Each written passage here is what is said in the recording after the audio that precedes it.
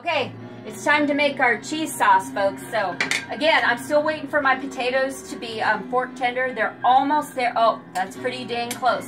So, it's important to turn your fire down to low because you don't want to overcook your vegetables. Remember, the carrots are probably pretty darn soft because they started first. And now we got, I think this is Al Green playing some love song that I don't know the name of it, but I just love it. I love it with wine.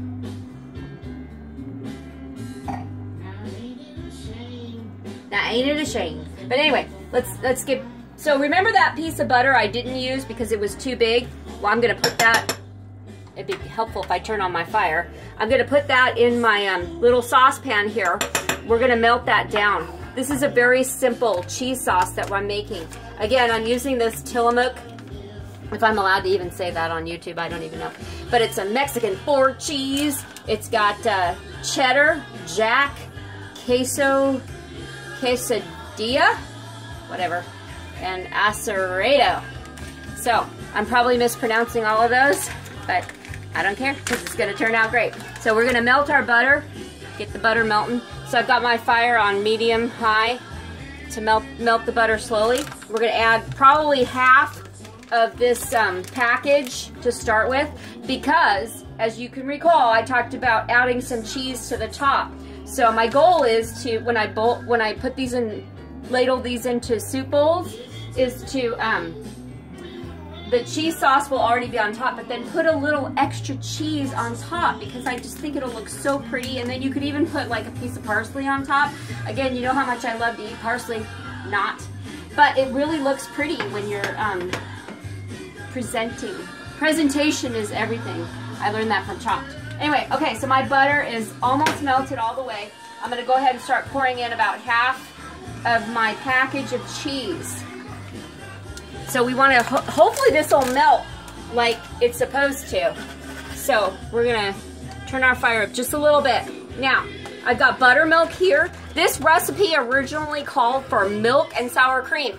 So I got creative and I thought, milk and sour cream, who needs that? Just buy some buttermilk, right? Because you've got the sour right there in the milk.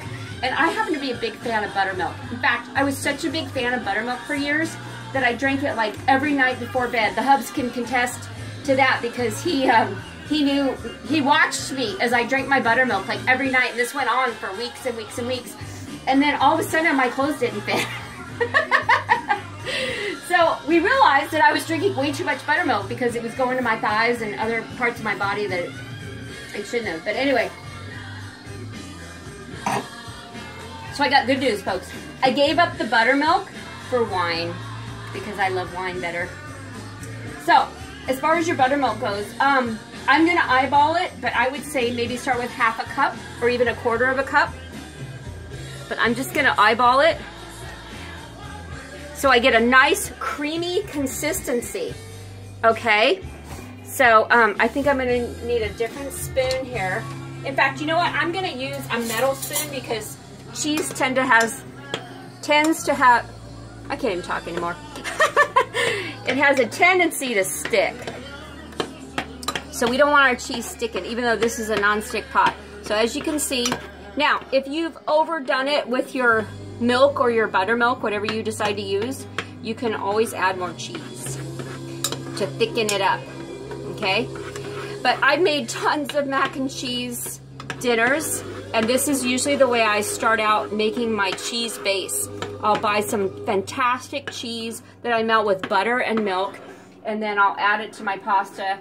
That's a whole nother show. I'll have to do my mac and cheese show sometime because it's fantastic.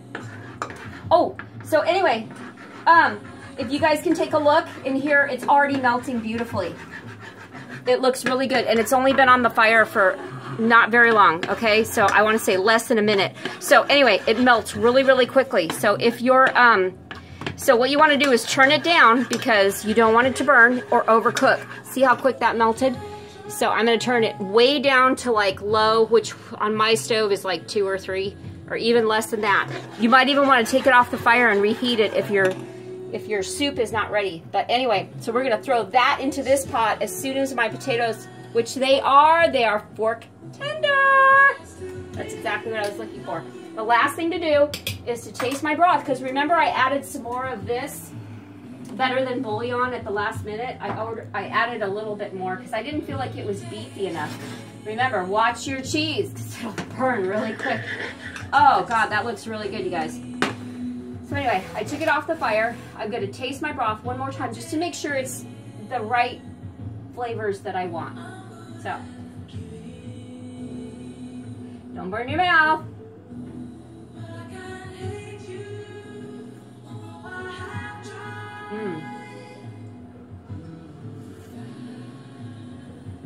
Oh, that's really good. I think that's perfect. So I opted not to add the beer. Remember we talked about that earlier? I thought about putting in like half a bottle of beer and I decided, no, I'm just gonna stick with the water. And again, I threw that back in the pot because it's just the hubs and me that's gonna eat this, nobody else. So I don't have to be too careful about germs. So anyway, my potatoes are fork tender, everything is ready, my flavors have melded together just perfectly. So what I'm gonna do now is my melted cheese sauce is right here, and I'm gonna just go ahead and add it to my Dutch oven. Oh, that looks really good. Now I'm gonna take my flat. I use this one because it's easier to manipulate stuff without. Oh yeah, that looks really good. Doesn't that look like cheeseburger soup? So I would say cook this maybe another 5 minutes at the most. Maybe not, I don't know. And then on top, when you ladle into your bowls, add your cheese on top, and I'll show you the finished product. Oh wait, cheers.